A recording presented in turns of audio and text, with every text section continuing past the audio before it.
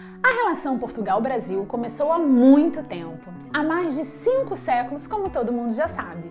Mas, de uns tempos para cá, a relação entre os dois países tem ficado cada vez mais estreita. E essa ponte aérea tem sido embalada por uma trilha sonora composta por canções de artistas portugueses e brasileiros. A Sociedade Portuguesa de Autores representa os interesses de mais de 20 mil autores portugueses e estrangeiros e gere os direitos dos autores. A SPA é uma cooperativa fundada em 1925 para a gestão e representação dos direitos de autor de todos os segmentos artísticos. Já a União Brasileira de Compositores é uma associação dirigida por autores cujo principal objetivo é a defesa e a promoção dos interesses dos titulares de direitos autorais, além, é claro, da distribuição dos rendimentos gerados pela utilização das músicas. Fundada em 1942, a UBC atua com excelência em tecnologia da informação e transparência, representando mais de 40 mil associados. O Papo de Música celebra o acordo de reciprocidade entre essas duas sociedades. Por isso, a SPA e a UBC estão juntas nessa ponte aérea Portugal-Brasil. Alô, alô, sejam muito bem-vindos ao Papo de Música. Está começando mais um episódio, mais uma entrevista dupla da websérie Ponte Aérea Portugal-Brasil. Hoje eu estou recebendo dois grandes artistas. Eu vou ter a honra de conversar com um dos nomes mais importantes da música lusófona e também vou ter a honra de conversar com um brasileiro que fez de Portugal a sua terra, que fez de Portugal a sua origem e que vai conversar com a gente muito sobre essa efervescência da música lusófona. Sejam muito bem-vindos, Tito Paris e Pierre Rederne. Obrigado. Ô, Pierre, eu vou começar com o Tito, porque não é todo dia que a gente tem um nome como Tito Paris, assim, frente a frente, né? Não é todo dia que a gente entrevista um rei. E ele é o rei da música lusófona, Tito Paris. Muito obrigado por ter aceito o nosso convite. Pela minha pesquisa, tem mais ou menos 40 anos que você faz música e faz esses cruzamentos, né? Esses atravessamentos artísticos. Você é de uma família de músico, e então acredito que você, desde muito novo, tenha sido introduzido à música, mas eu queria saber de você quando é que foi que você entendeu que a música era a sua missão? Olha, eu desde criança, em Cabo Verde, eu nasci numa casa com música. Meu pai tinha um grupo de música, a minha irmã tocava guitarra, minha irmã que me ensinou um dos primeiros acordes da minha vida, e a partir desse momento eu comecei a querer tocar, portanto, imitar o meu pai, fã do meu pai, e a partir desse momento comecei a querer mesmo, digamos assim, ser famoso. E muito criança, nós arranjamos um grupo. Eu tinha 11 anos, portanto, em 1975,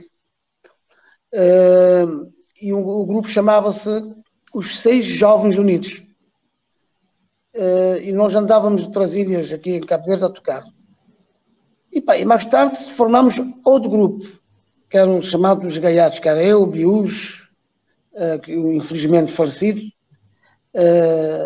Bau, que é um grande músico cabo-verdiano, e etc. Portanto, a partir desse momento que eu entrei nesse grupo, em 1982 recebi um convite para vir integrar no grupo A Voz de Cabo Verde, que é um dos melhores grupos de Cabo Verde na diáspora, que andava mundo inteiro a fazer concertos.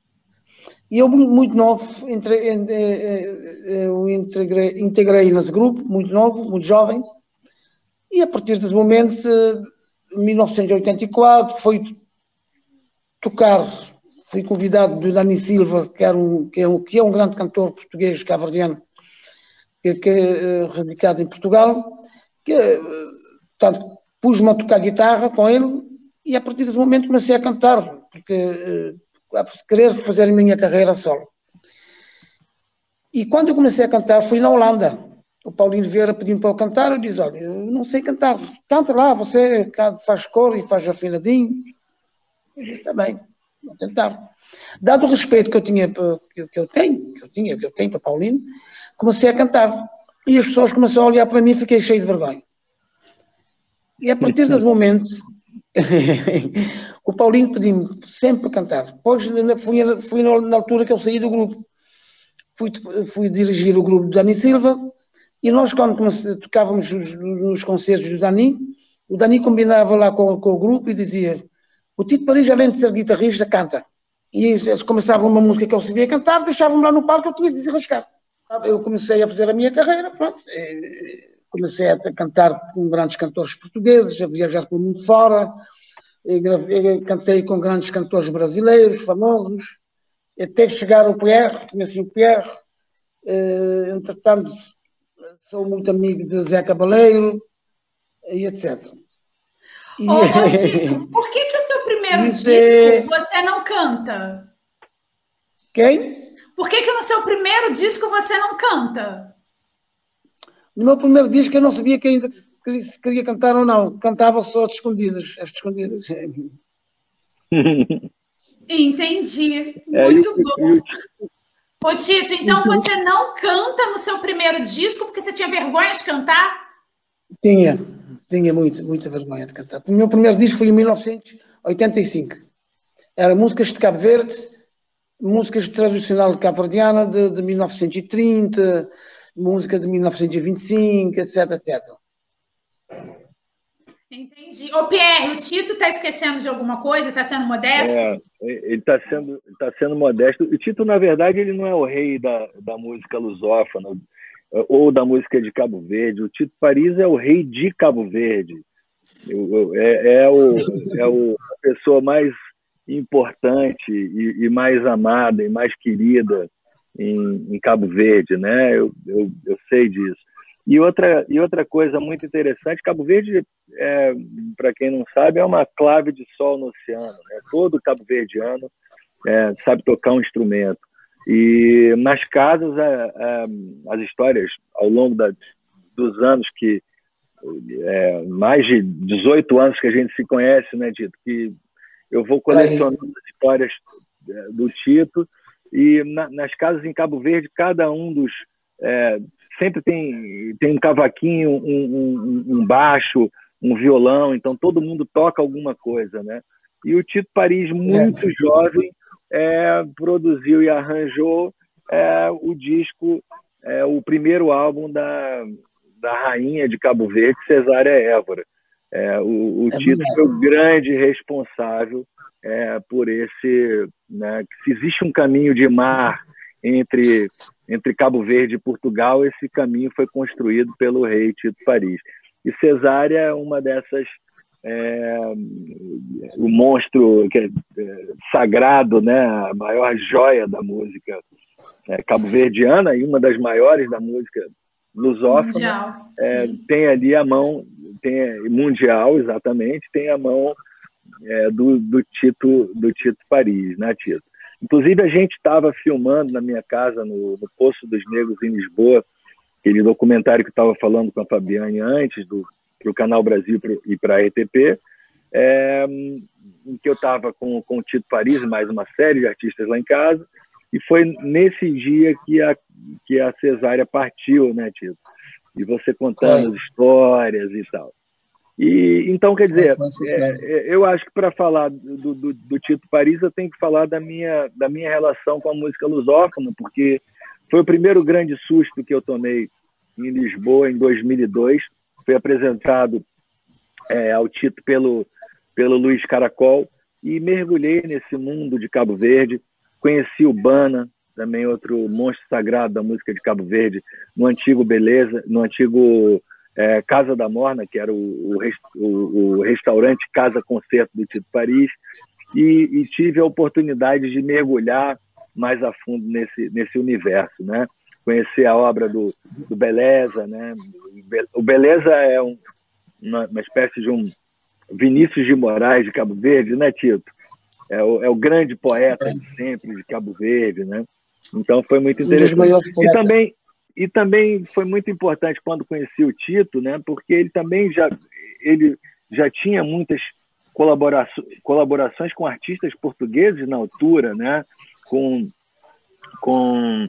Rui Veloso e com por exemplo, a Marisa. Antes da Marisa se tornar muito conhecida, eu conheci a Marisa com o Tito, né? Na Casa da Morna. Então ele abriu um pouco os meus olhos também para essa música cantada em português, que não era a música brasileira. E foi muito importante para mim naquele momento, porque eu percebi, a partir do Tito, que abriu essa grande porta da lusofonia para mim, que nós, prepotentes como éramos da música brasileira, que não existia só música cantada em português no Brasil, né? A gente conhecia no Brasil, né, Tito? A gente já falou disso. Até 20 anos atrás, eu diria que a gente conhecia a Amália Rodrigues, Carlos do Carmo e o Pop Vira do Roberto Leal, né? Não talvez Madre Deus, né? Madre Deus. Não muito mais, né? Verdade. Eu gravei também uma canção com o Roberto Leal, uma canção muito bonita, que é, como é que se chama? Enrola na Areia.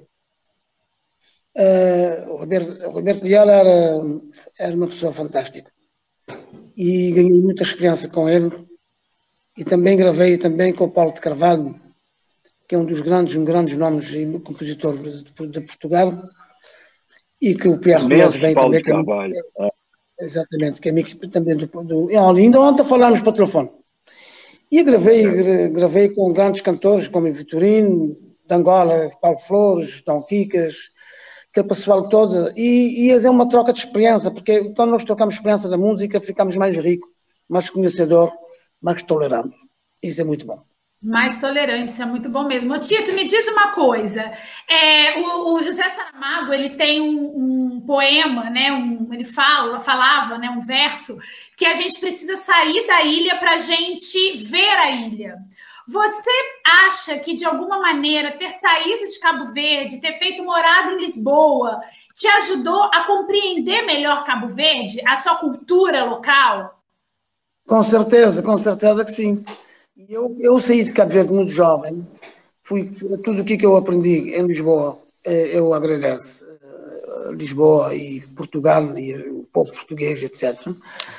E devo dizer também que hoje compreendi muito melhor a minha cultura, o meu povo, gastronomia, culinária e etc.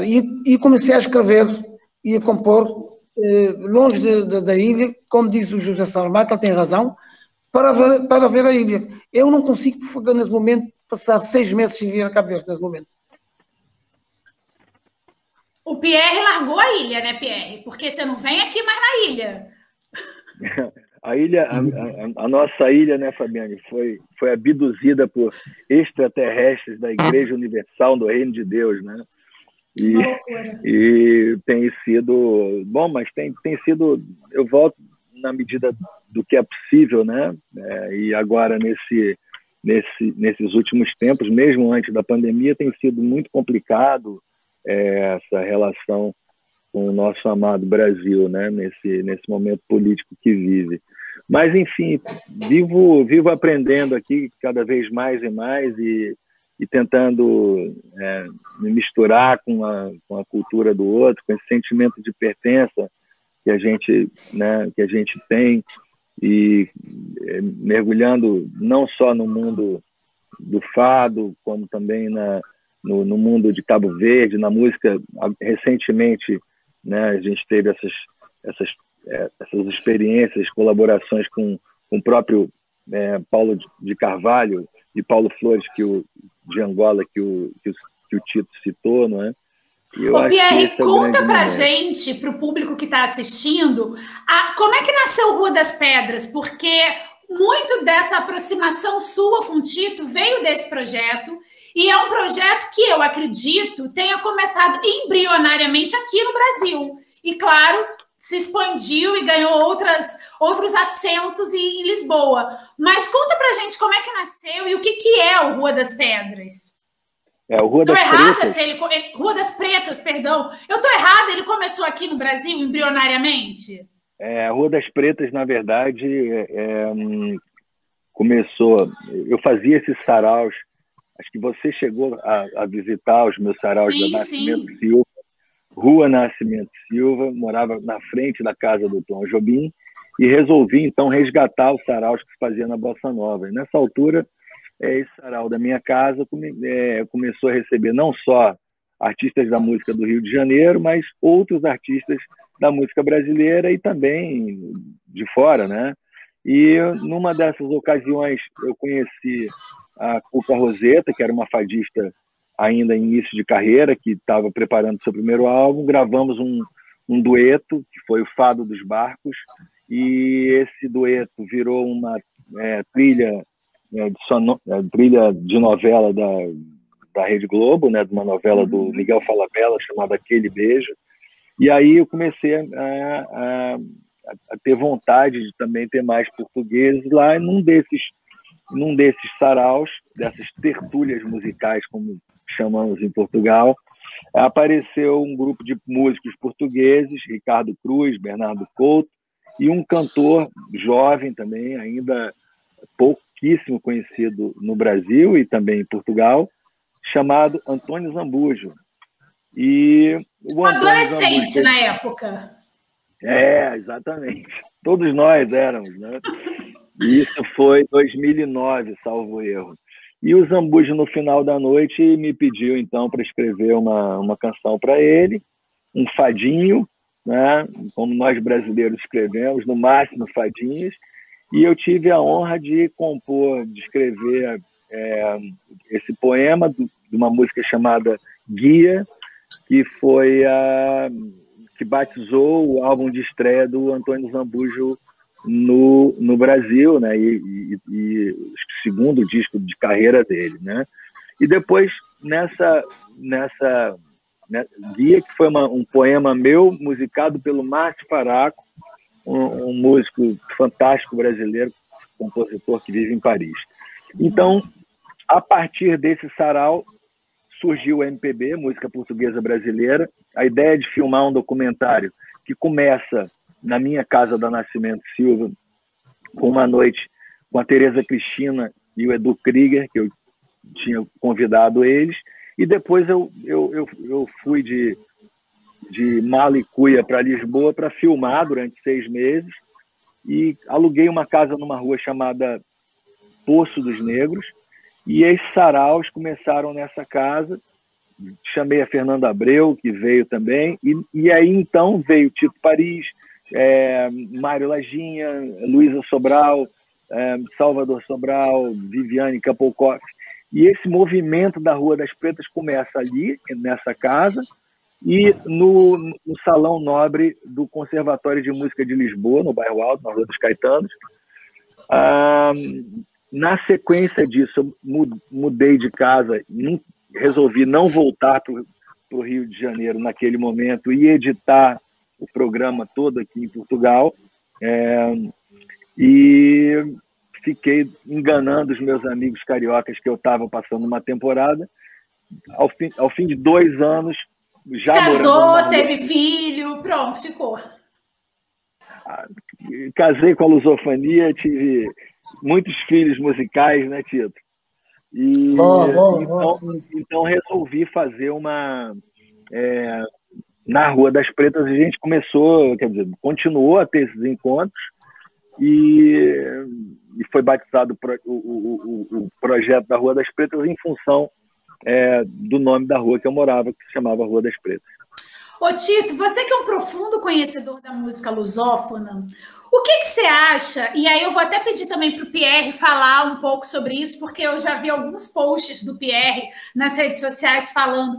Por que você acha que os brasileiros, o mercado brasileiro, tem mais dificuldade de absorver a música que não é feita no Brasil do que o mercado lusófono? A impressão que eu tenho é que eu converso com qualquer artista de música lusófona não brasileira eles têm profundo conhecimento da nossa música. E o contrário, isso não acontece. Pelo menos não acontecia até pouco tempo. Por que você acha que tem esse gap?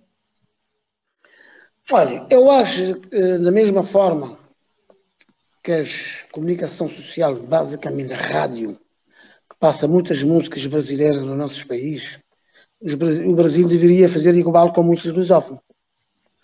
Deveria passar muitas músicas de Cabo Verde, de Angola, de Moçambique, Guiné, Santo Tomé, etc. Também na lusofonia, no Brasil. Devia ter um...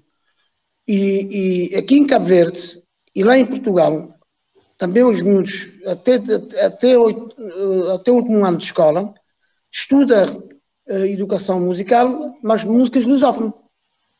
Há um livro que ele estuda música do Tito Paris, música do Pierre, música de Alcione, música da Maria Bethânia, música de Amália Rodrigues, da Marisa, e etc, etc, etc.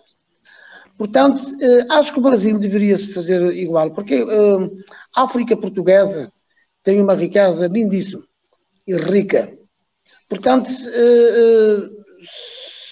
a música brasileira passa em Cabo Verde, na rádio, e no Brasil, e em Portugal, e noutros países lusófonos, deveriam fazer igual no Brasil para fazer intercalado. Até porque eu costumo dizer que quem não gosta da cultura do outro é porque não gosta da própria cultura.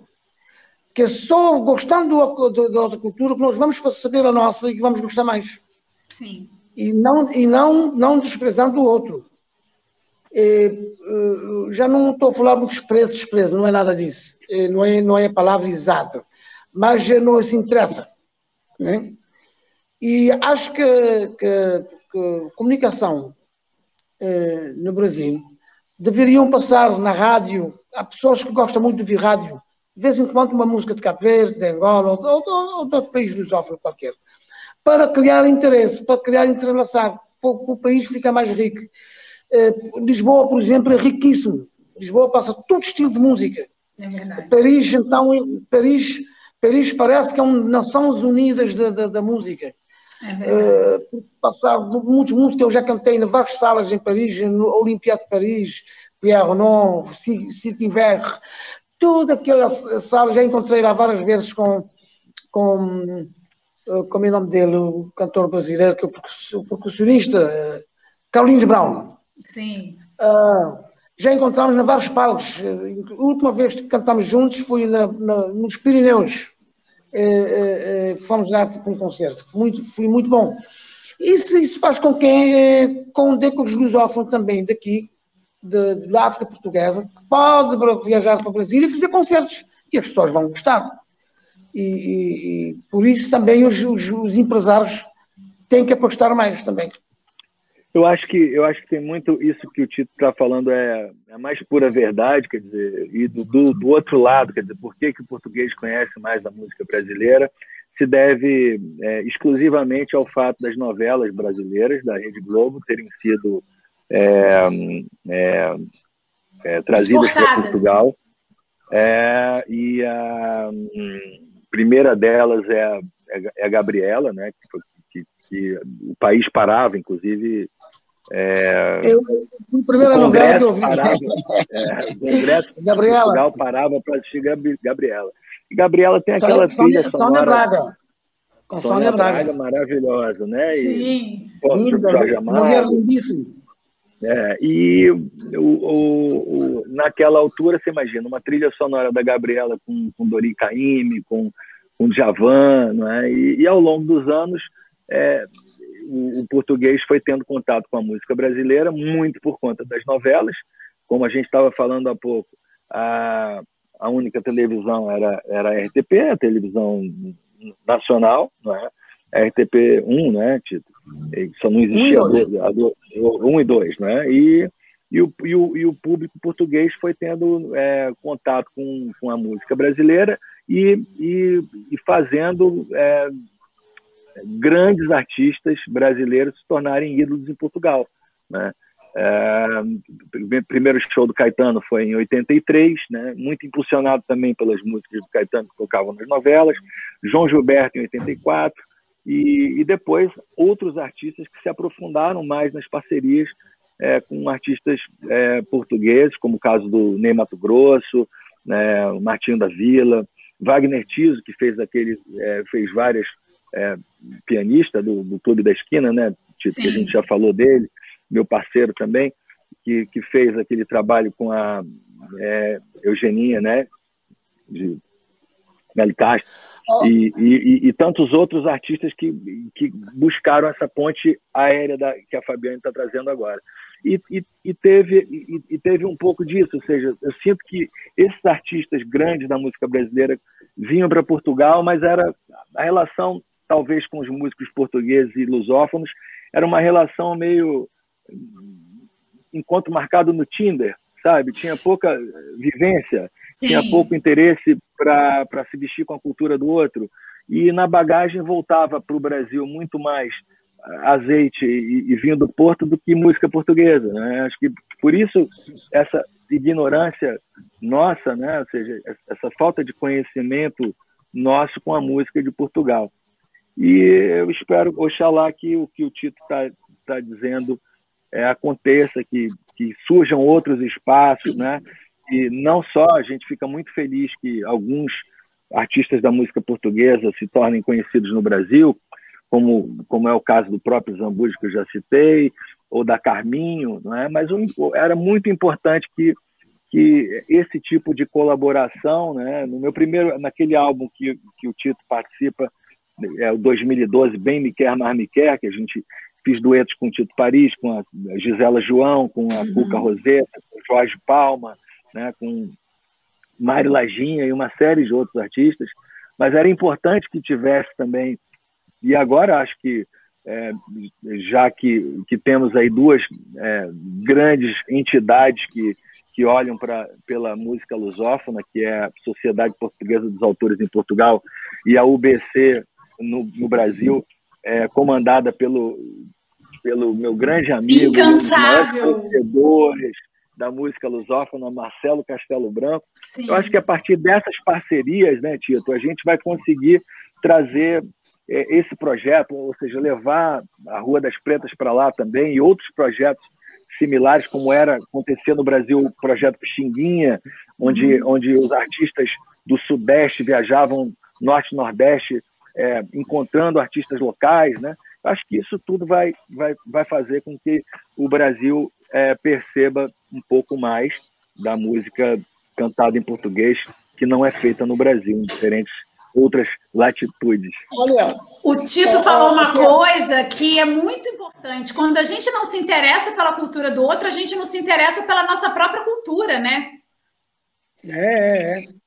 Porque na mesma forma que os realizadores já começou a aceitar atores portugueses para as novelas brasileiras, deveria acontecer igual na música. Deveria acontecer igual na música, onde um brasileiro pode ir buscar um cantor cabo-verdiano ou angolano, seja aquele onde é que for, desde que é lusófono. Integrar e fazer concerto também com ele, etc. Eu acho assim que é muito essa frase do Tito foi dita nesse documentário em 2012 e é linda, né? Uma frase simples e diz tudo, né? Quando a gente não tá fechado para a cultura do outro, é porque a gente não gosta da nossa própria cultura, né? Eu acho que o que aconteceu num certo momento no Brasil, quer dizer, o Brasil está muito mais perto da América do Norte, né? Da cultura dos Estados Unidos, do que propriamente da Europa, né?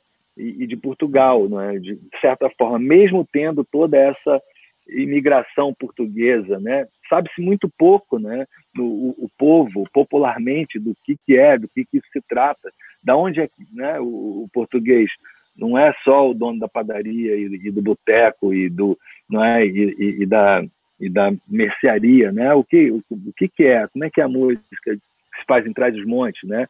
Tem um projeto lindíssimo feito pelo Tiago Pereira, que é a música portuguesa gostada dela própria, ou seja, era um belo documentário para se passar na TV Cultura, ou no Canal Brasil, ou em outros meios, né? E depois aconteceu uma coisa com o Brasil, né? Que é muito importante você mergulhar na cultura do outro, mas é muito, muito importante também não se aculturar, não é? Então, eu acho que o Brasil sofreu uma invasão muito grande da música, né, anglo-saxônica, não é? E fechou os ouvidos para a música que se fazia em língua portuguesa em outras latitudes, né? Nós estávamos falando aqui sobre essas semelhanças e essas diferenças entre a música lusófona, né? Que é uma música tão plural, que é uma música tão diversa, apesar de ter o mesmo embrião que a língua portuguesa. Aí eu queria saber de vocês dois, o que mais nos une, além da língua? A gente está muito aqui falando sobre música, mas nós somos irmãos em muitas outras coisas. Na opinião de vocês, o que mais nos une? A união também vem de uma compreensão cultural. Está aqui um groguinho. É um grog. Olha muito aí, ó, bem. isso nos une muito. A cachaça nos une. Exatamente. A cachaça em Cabo Verde se chama grog. E eu acho que o Tito já contei isso para ele. No Brasil, quando as pessoas ficam um pouco altas, a gente fala que as pessoas estão grogues. Eu acho que vem daí, não? E que a união vem da língua, né? E vem também da gastronomia, vem também de ouvir música e compreensão, é uma compreensão cultural. Eu gosto, eu amo música brasileira, principalmente chorinho. E, portanto, isso, muitos cabo-verdianos, principalmente do Mindelo, tinham sonho de conhecer Brasil por causa do chorinho e por causa também de um filme chamado Orfeu Negro, que foi feito em 1959. Sim, claro. Grande Orfeu. E esse letras de Vinícius de Moraes. Fez com que o Brasil, esse filme projetou o Brasil pelo mundo todo, principalmente a África portuguesa. Tristeza não tem fim, felicidade assim. Essa música eu aprendi a ouvir, e chorinho, e aquele violão, nós pensávamos que não havia violão de 7 cordas. Mais tarde viemos saber que há um violão de 7 cordas que toca aquele chorinho bem, aquele violão, e nós imitávamos sem saber se havia um violão de 7 cordas. E hoje já sabemos. Tudo isso é uma união. E é interessante isso, né, Tito? Porque Cabo Verde pegava as ondas de rádio do Brasil e eles ouviam aquilo, do Brasil, e as músicas, sim, né? Então toda aquela colônia portuguesa. Toda aquela malha de baixos do chorinho, né? E que às vezes era um violão de 7 cordas, para eles, o Bal, que o Tito mencionou, um grande guitarrista cabo-verdiano, começava também a afinar o violão, o bordão mais grave, para tentar chegar naquelas notas, não é?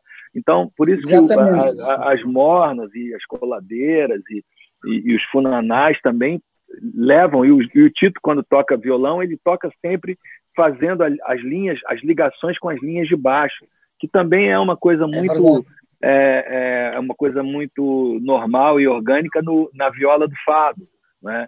Então, quer dizer, isso tudo está ali. E culturalmente, a gente, então, que é do Rio de Janeiro, Fabiane, o Rio de Janeiro é extremamente português, né? A imigração portuguesa, principalmente do norte de Portugal, veio para o Rio de Janeiro, majoritariamente, e no Rio de Janeiro a gente fala palavrão como se fosse vírgula por conta dos portugueses que vieram do norte. Porra! Então, é um bocado isso. Mas, assim, eu acho que agora a gente está começando a perceber um pouco também o que é essa relação e cada vez mais... Pierre, mas também tem uma coisa. São Paulo, em Santos, há uma comunidade grande cabo-verdiana de 1800, 1900. que vieram para lá, assim como os angolanos foram para Salvador, né? Exatamente, em São Paulo. E a nossa cantora Sandra de Sá é neta de um cabo-verdiano.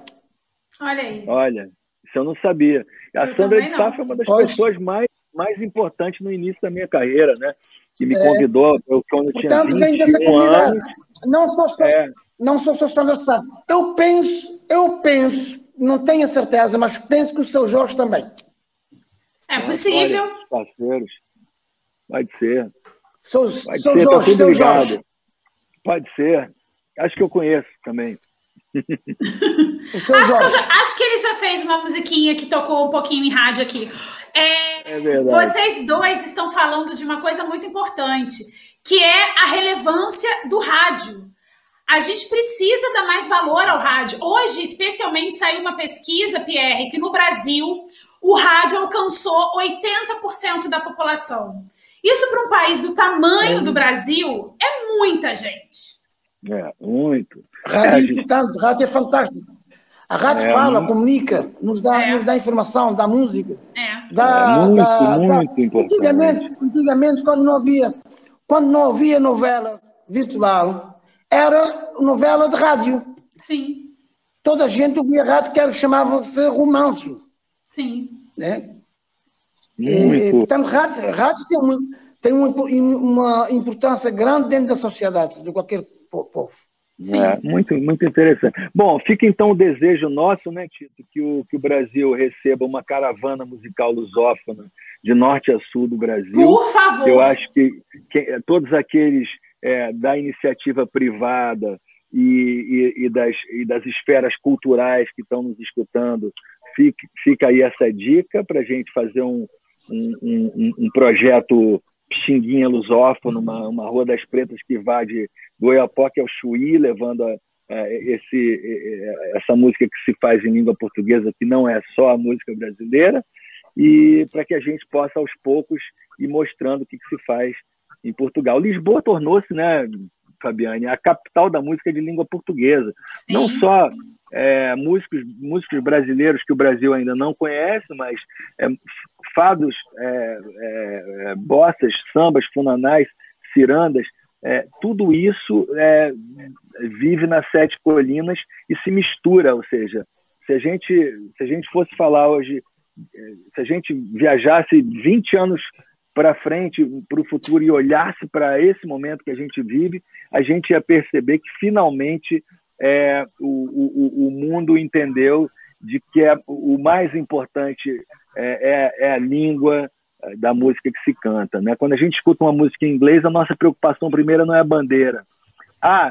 Olha, que interessante. Depois ele é do Reino Unido, ele é da Nova Zelândia, ele é dos Estados Unidos, e a gente ficou até agora com essa preocupação boba de colocar a bandeira à frente da língua, né? E finalmente isso, pelo menos Lisboa está trazendo isso, ou seja, já não é mais a música brasileira, cabo-verdiana, portuguesa, guineense, né? De Moçambique, de Angola, já é a música cantada em língua portuguesa. Tem uma frase muito interessante que eu acho que serve aí para terminar, pelo menos a minha participação aqui, que é o Salvador Sobral, esse menino que ganhou o Festival da Canção. A repórter está saindo do estádio, do local, e ela pergunta para uma jovem, Tito, pergunta em inglês, né? Do you like Portuguese? Você gosta de português? Aí ela responde, is Portuguese what Salvador Sobral sings? É o português que o Salvador Sobral canta? E aí a repórter fala assim, yes, é isso. E ela responde, so I like it very much. Né? Então, quer dizer, o som da língua é muito mais importante, e você, meu rei, Tito Paris, é um dos grandes responsáveis pela difusão da música cantada em português. Foi um prazer tremendo partilhar essa sala virtual a convite da Fabiane e do Marcelo Castelo Branco e da SPA. E da UBC. E da UBC. Mas, para encerrar, que afinal de contas é papo de música, eu vou pedir para vocês darem uma palhinha. Porque eu não estou aqui vendo dois cantores só conversando, gente. Tito, eu vou... Agora... mas é uma palhinha curtinha, é curtinha. Vamos cantar Saudade, então, não? Não, peraí, calma aí, Pierre, calma aí. Pro Tito é uma coisa e pra você é outra. Calma aí. Meu Deus do céu. Ô, diretor, solta aí a vinheta da palhinha. Palhinha! Uma palhinha curtinha de uma música brasileira que você tenha muito carinho. E pro Pierre, eu vou pedir uma palhinha de uma música cabo-verdiana que ele tenha muito carinho. Ok. O sol há de brilhar mais uma vez, a luz há de chegar aos corações.